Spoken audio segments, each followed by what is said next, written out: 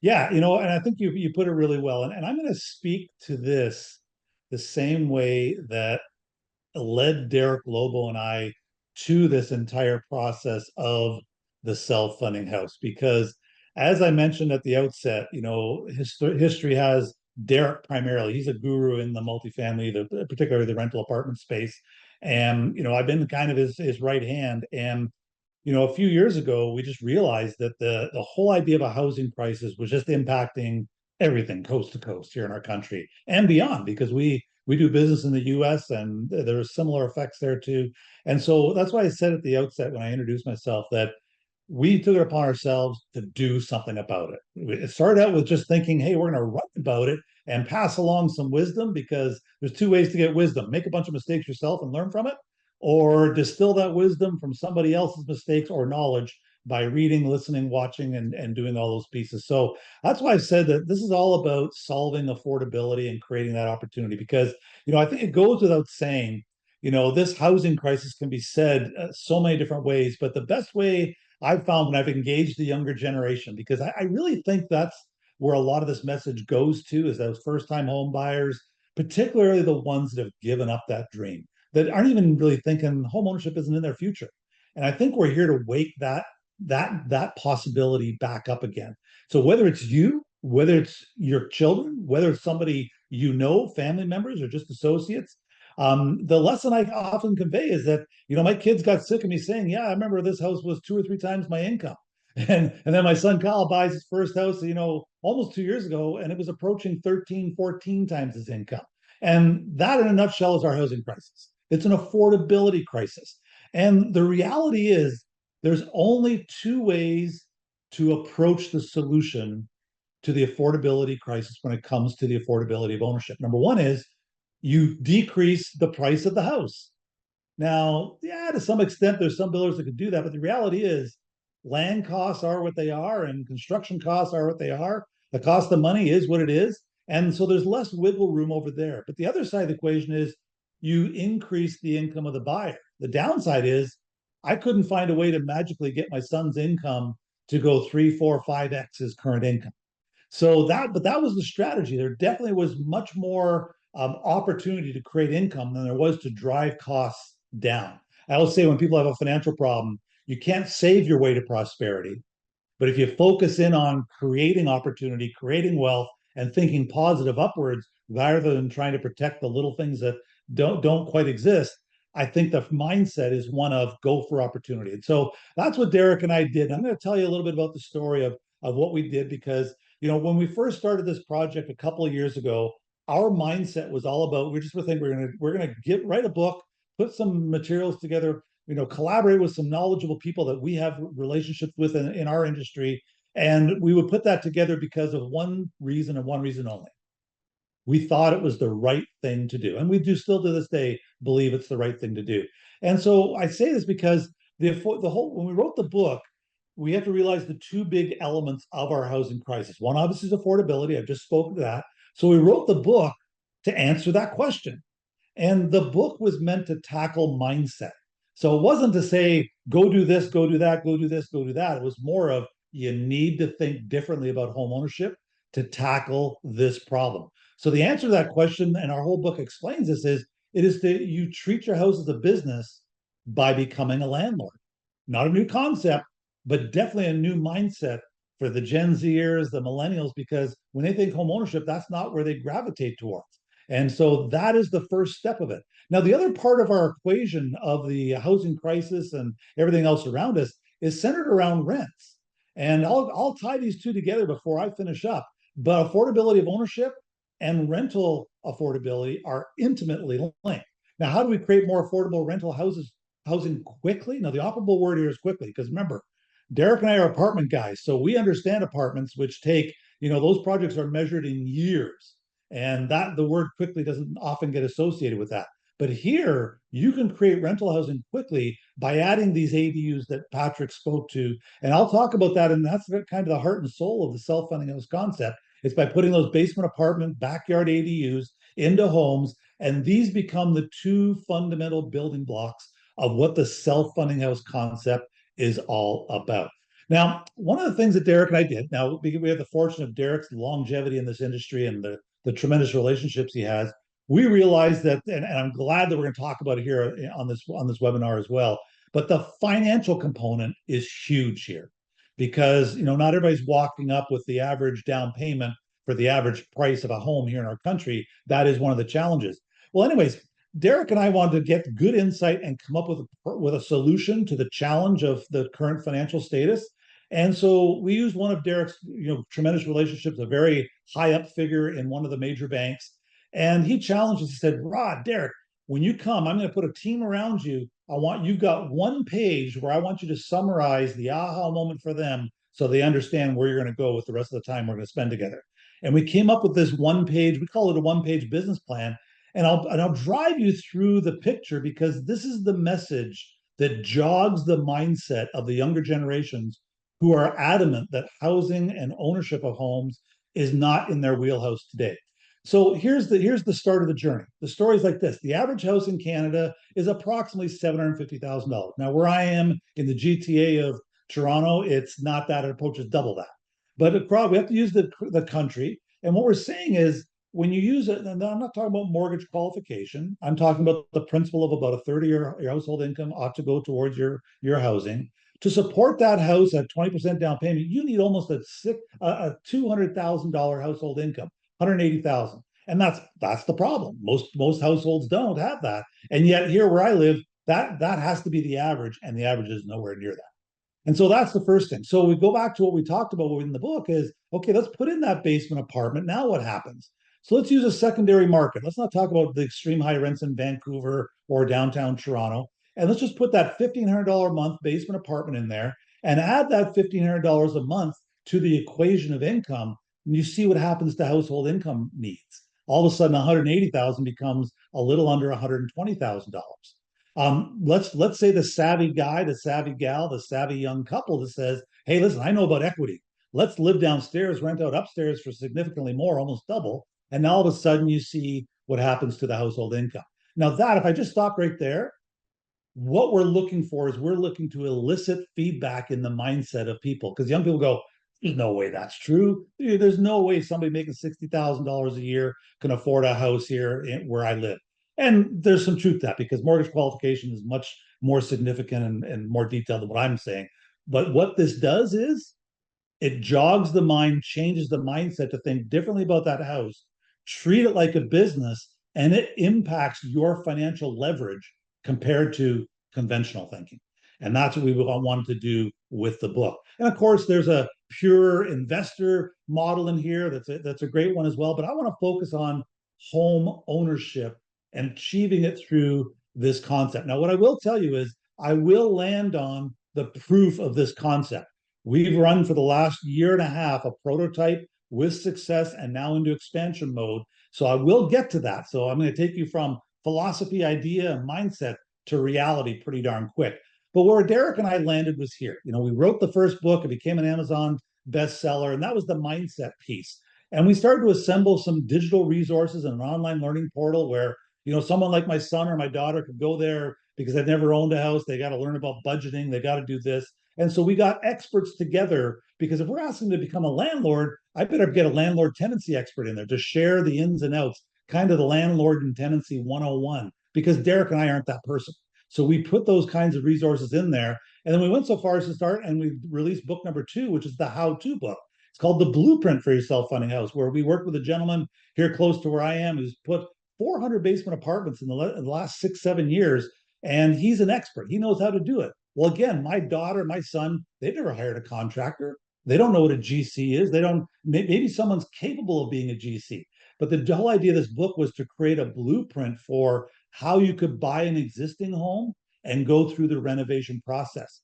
Because at the time of doing this, Derek and I were thinking that was going to be the primary path for the self-funding house concept. Because there are multiple steps. I'm not going to talk about book number 3. That's forthcoming. I'll save that for another day. But we do realize there's different applications here. Patrick talked about it, renovating an existing house. I just talked about it.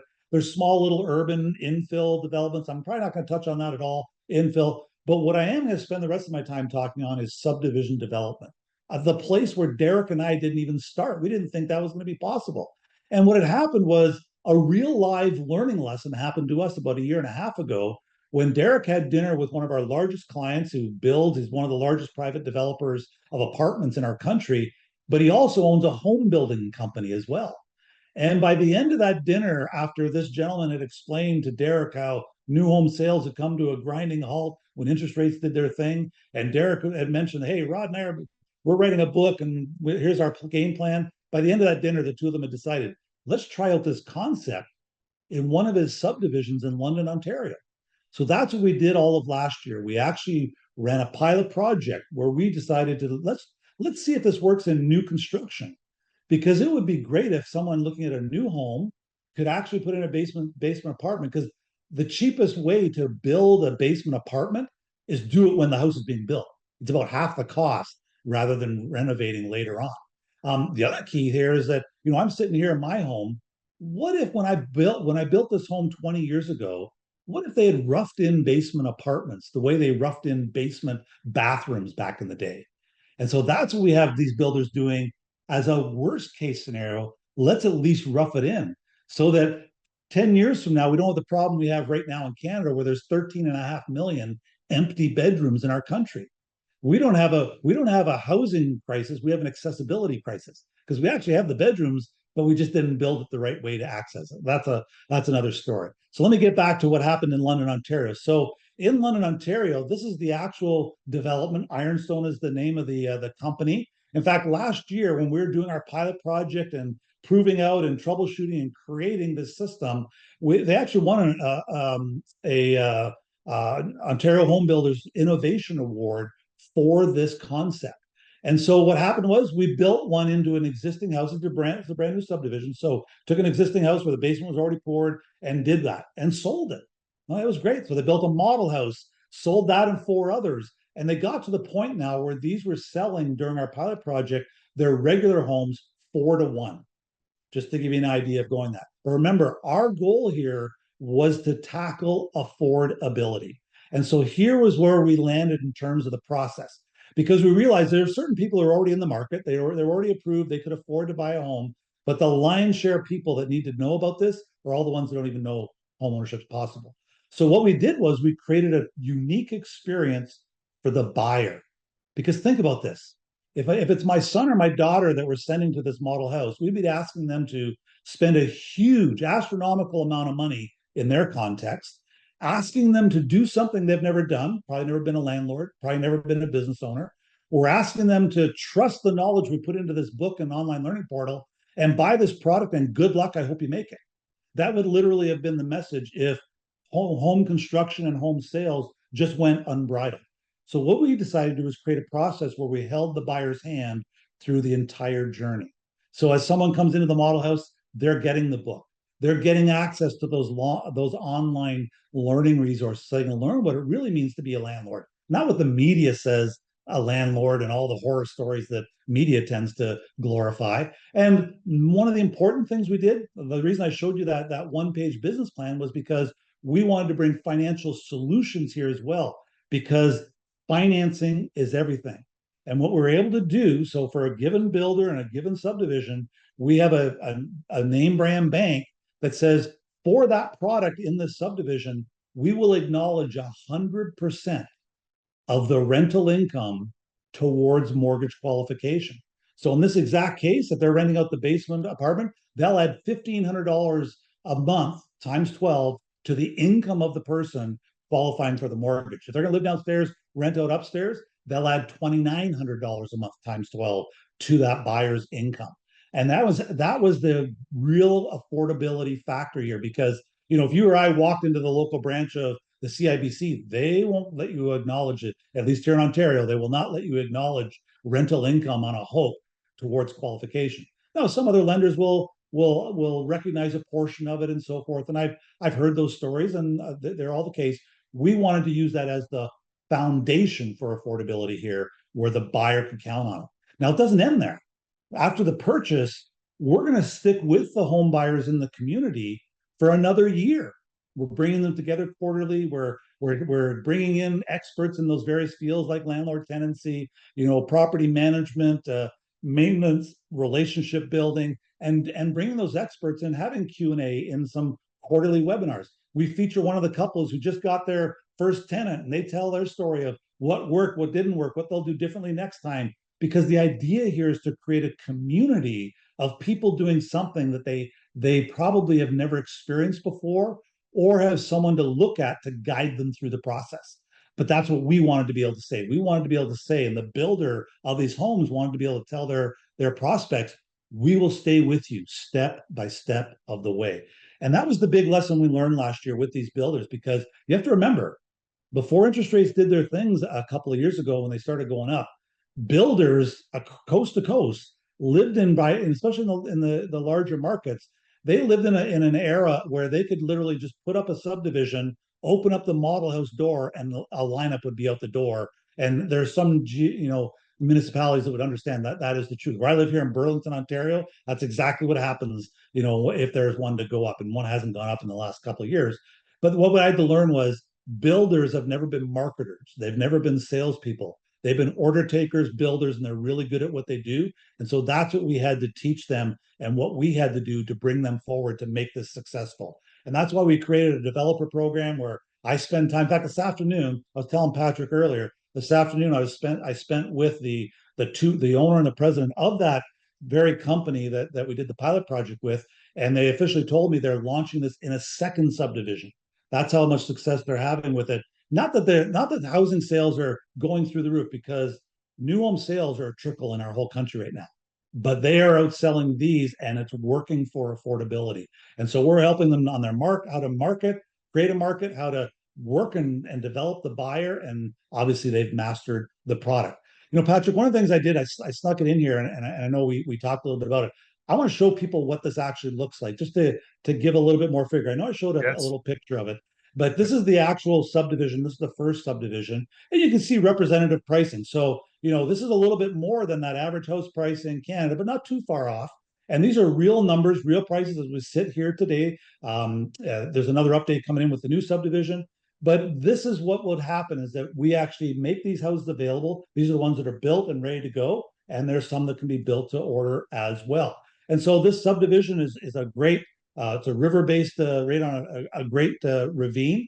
And, they've got obviously all the information is centered around affordability, functionality, because most people, in the real estate investment world, you and I would understand what investment means and to have a unit.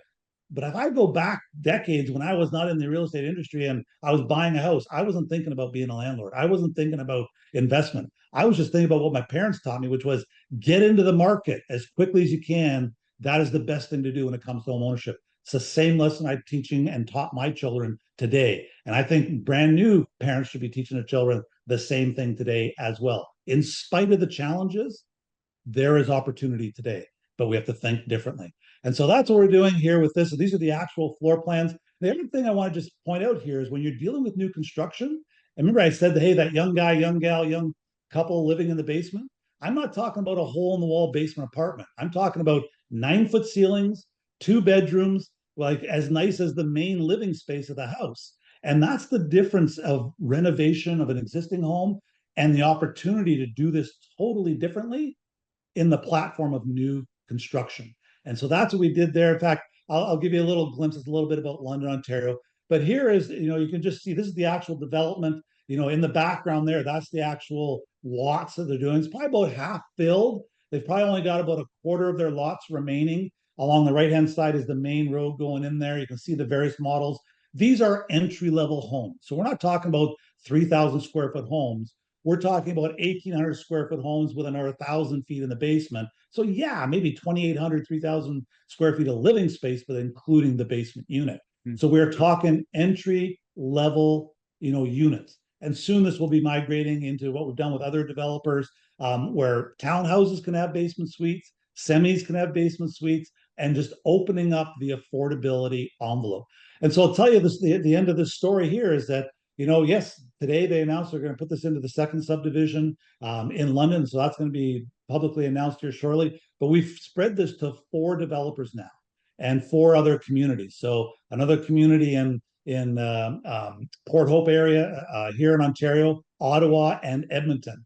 So those are areas that are already here today, already working on Niagara Falls, and I have another meeting with New Brunswick. So like we're really looking at doing this, and I'm doing it through both builders and municipalities. But our messaging relies on a lot of other people's support. So Benjamin Tall, the chief economist at the CIBC, he wrote an article about us in April where he said that this concept was one of a couple very important strategies to solve our housing crisis. Professor Hayter, Ryerson, he wrote an article as well, just talking about this, because Derek and I don't have a public audience of people looking to buy a new home. Unlike real estate agents and mortgage brokers, we don't have that audience. So we're partnering with people that do have that audience, and I'm spending time tackling the other areas, such as municipalities, going in and talking to municipalities about how, for the first time ever since I've been involved in the industry, municipalities and builders have exactly the same objectives. Municipalities want to attract affordable housing because they want to attract businesses. They want to keep their younger people. They want their communities to remain affordable, which is a big challenge here in Ontario, especially where I live here in Southern Ontario. And builders would actually like to sell houses today because they're not selling any. And I tell builders, you can't sell too many houses building the product you're currently building, but I can show you how to build a house and get access to the largest buying group in the entire country.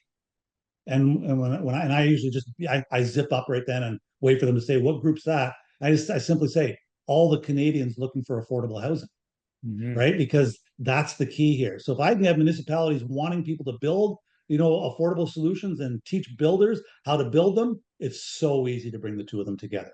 So I think this is where I'm at a unique space. I just share that with you because I want you to know my message is much bigger than talking to the home buyer.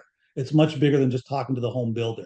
I'm taking personal responsibility, Derek and I are, to go out and pull all the pieces together. And we're not going to sit back and wait for this to happen. We're going to go out there and make it happen. And that's our principle of going out and do that. And I promised you at the outset, I would link the two here together as I get close to wrapping up: rents and affordability. We all know where rent demand is. And, yeah, sure, there's some smaller communities where the rent demand isn't there, probably won't be there for quite some time. But by and large, we have huge rent demand because all the younger generations have given up the dream of home ownership. So guess what they're doing? They're looking for rental outside of living with mom and dad.